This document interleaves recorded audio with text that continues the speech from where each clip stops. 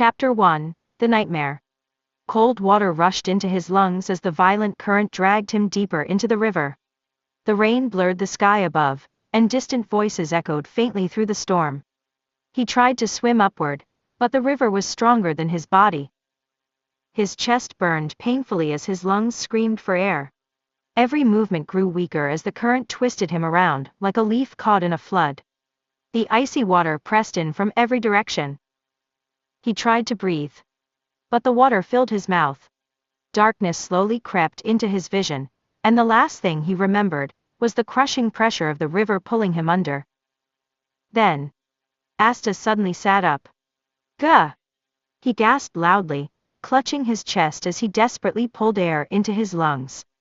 His breathing came in sharp bursts as his body struggled to calm down. For a moment he was certain he was still drowning. But when his eyes slowly focused, something felt wrong. Above him was a wooden ceiling. The room was dim, illuminated by the soft light of early morning filtering through a small window. Several wooden beds were arranged around the room, and the quiet sound of sleeping children filled the air. Asta froze. The panic in his chest slowly faded, replaced by confusion. What? His voice sounded soft. Too soft. He slowly raised his hands in front of his face. Small hands. Thin fingers.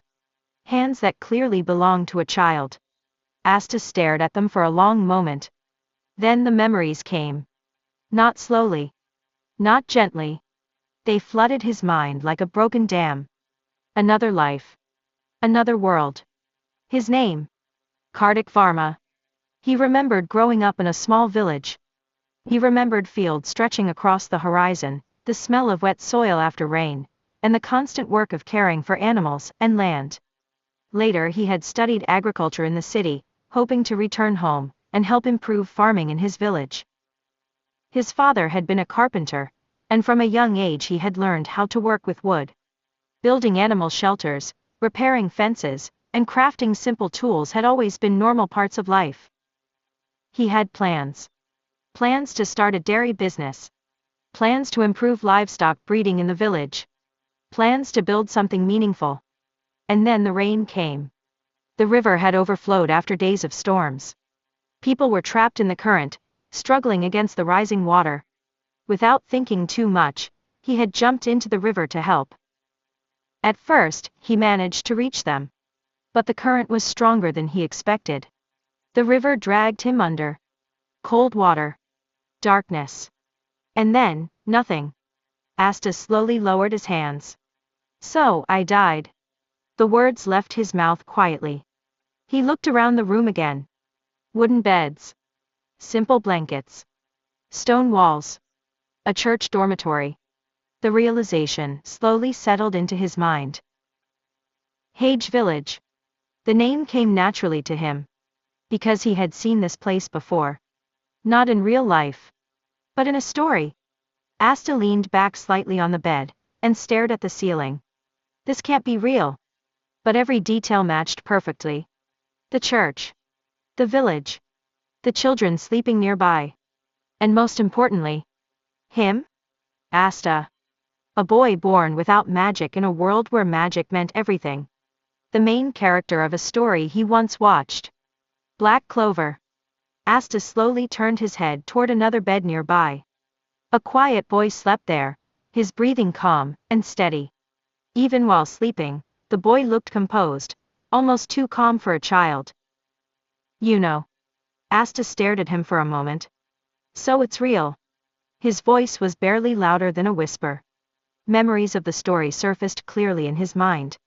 The poor village, the church that raised them, the grimoire ceremony, the magic nights, and the battles that would come later.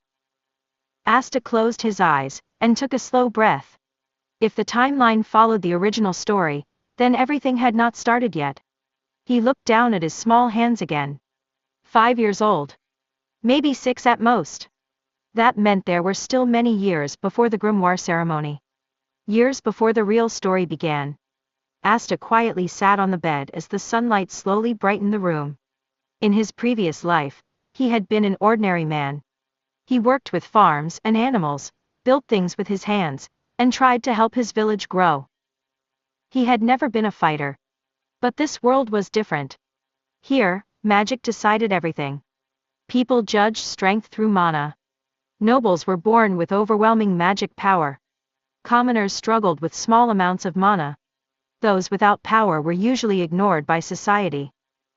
And Asta? Asta had none. Not a single drop of mana existed inside his body.